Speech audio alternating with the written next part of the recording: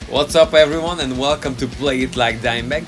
Today I'm gonna be talking about one of the easiest Pantera songs to play and yet one of the heaviest ones as well. It's SANDBLASTED SKIN off of the Great Southern Treadkill album. So let's get through this. The heaviest song on 2 strings using 4 notes only? How is that even possible? Well, the simple answer to that to me is it is Pantera. Among a lot of things they were the masters of were the rhythms and the tempos, their inner tempos and those changes. These 2 things can make a perfect song like SANDBLASTED SKIN, and it's only 4 notes, as I said.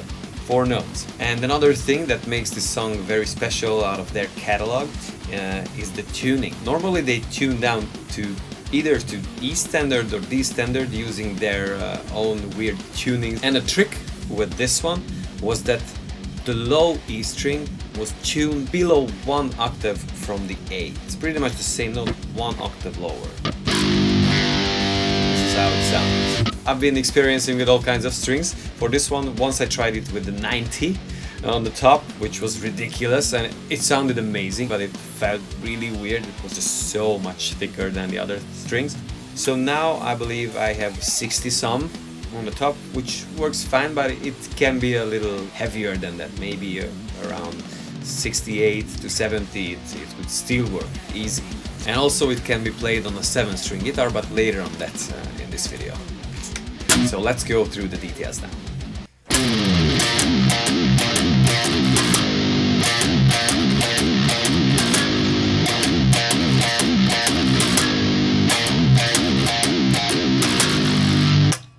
You start the song after the counting ins with a big slide down. On the record it's from the 15th, but it's a feel thing.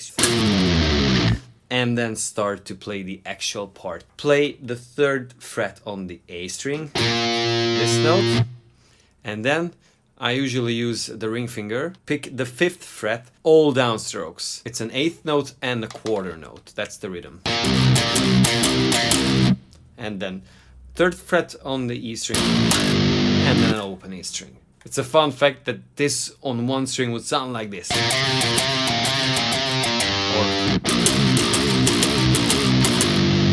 But instead, it's... On the record, Dan was actually slightly palm muted the 5th fret on the E string like this.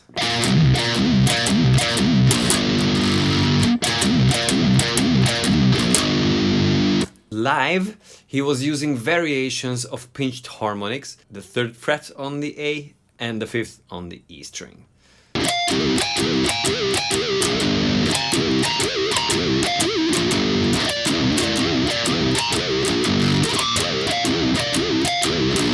Especially by the end on the official live record, you could hear how he was toying around with it. Like, same note, several pinched harmonics, and all the variations of it.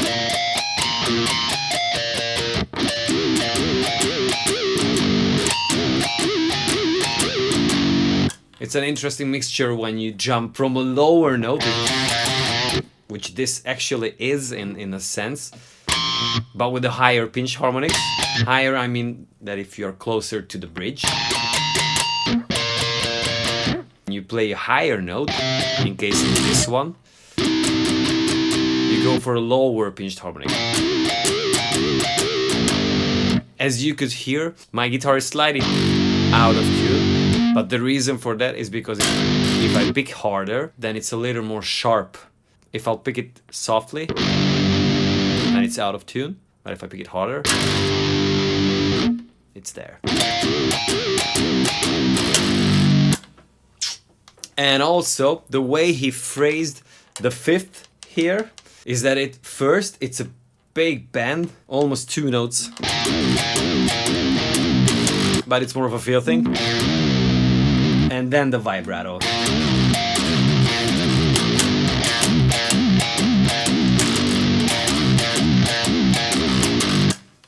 But let's just start with the bending part of it. Even with that, it sounds already good.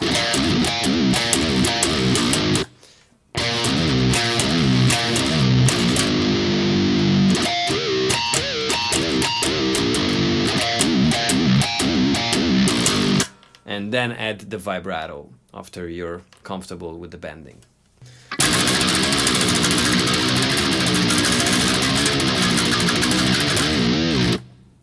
This part is a bit chaotic due to the physics nature of the strings. Even if they're very heavy gauge on the low E string, it's still, there's just so much distortion going on, and it's so deep that these fast tremolo picking cannot really articulate. But it was intentional. It's a good kind of chaos that they meant to have there. On the record, one side, he was bending up approximately a whole note from the 3rd fret for 2 quarters and then released it.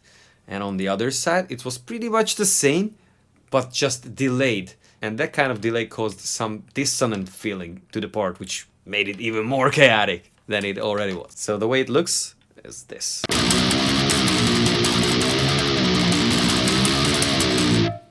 All tremolo picking starting with the downstroke and down, up, alternate picking throughout the whole thing. And then at the end, in the last bar, on the 3rd beat, 3rd quarter, you pick it with the downstroke, bend it up, and release it, and then bend up again, but don't pick it. That's the riff. The last bar would sound like this.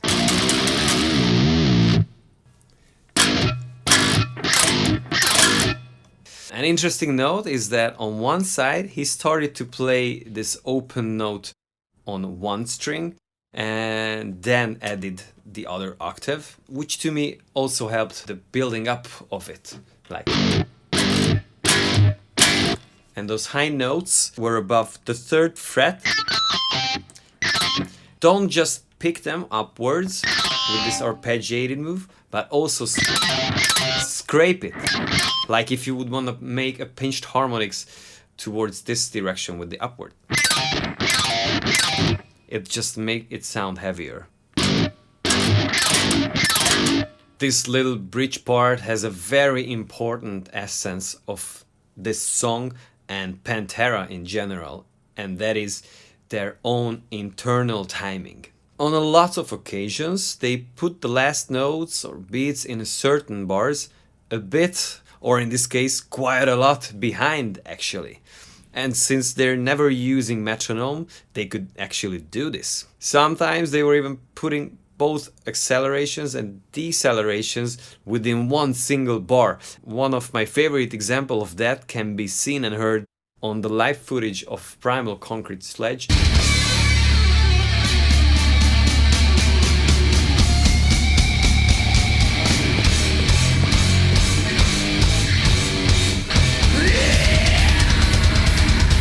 This obviously was a feel thing that they had, and the chemistry, of course, within the brothers and all the band members. But it is something that you can work on with your band or your buddies.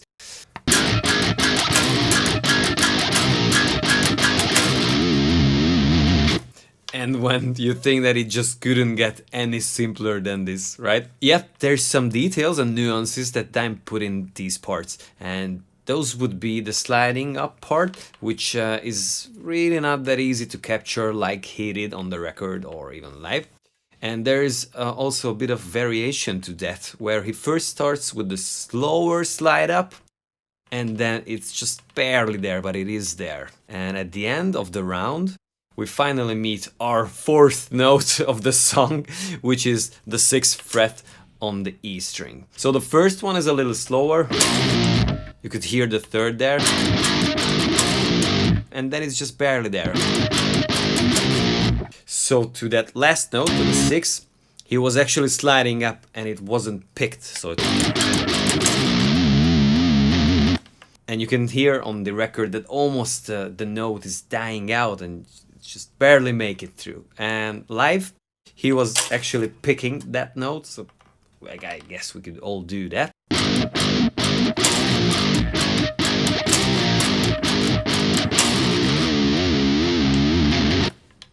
Or live.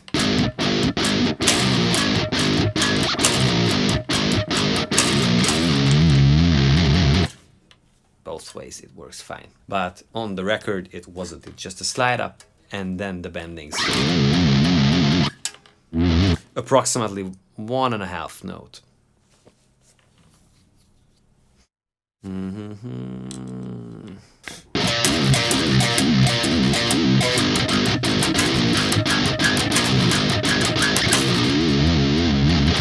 This part is pretty much the same, like the normal verse, with the exception of the last quarter note, which is a 4th fret on the A string. So this actually makes 5 notes altogether in the song, but let's just not count this, okay? It's just one brief moment. It's hard to hear it anyways.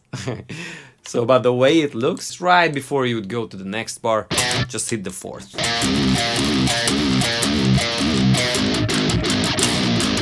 And then you mix the two parts together, and at the end it's just double slowly.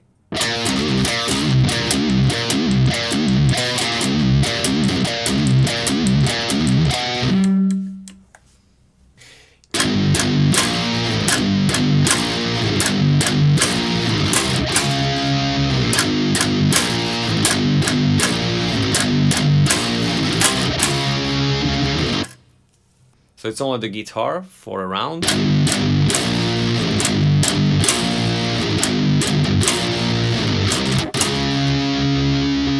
And the phrasings are: mute the open A and E string twice, and then hit the 3rd fret, both strings, and drop that at the end.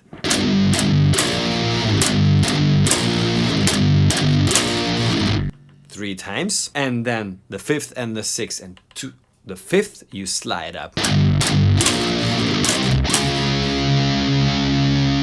and then drop the 6th. So together slowly.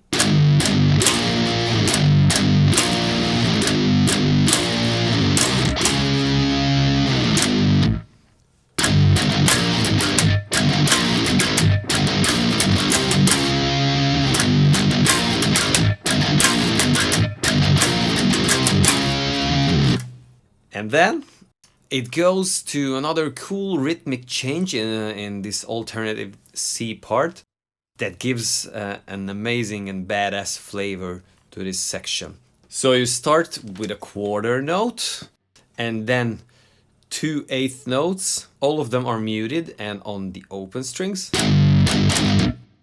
And then you go up to the 3rd fret with the downstroke and slide down. And then 2 more 8th notes in this bar, starting with the downstroke, muted, and then with an upstroke you end it on both strings. So this bar. And then very much the same, except that you don't play the first quarter note, but have a quarter rest there instead. So it's like 1, 2, 3, 4, 1. And then you repeat that twice together. And then the last bar, you slide up to the 5th. And after the 5th, you pick a palm muted open E and A string, and then end it on the 6th fret and slide down from there.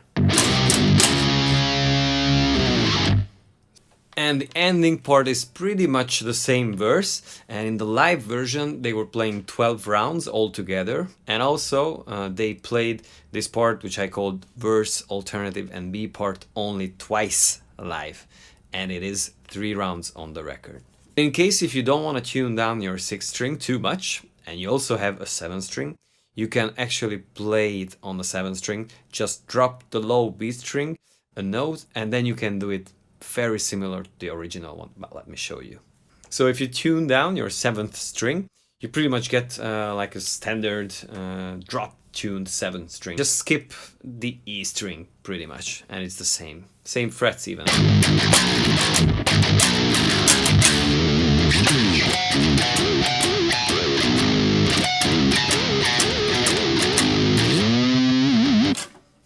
Well, thank you very much. That was it for today. I hope that you enjoyed it and maybe even learned something. And if you like what you hear and see, don't forget to subscribe, hit the notification bell, and I also have a Patreon site which you can visit, link below, and there's tons of cool exclusive contents and stuff. And until next time, have a lovely day. Ciao.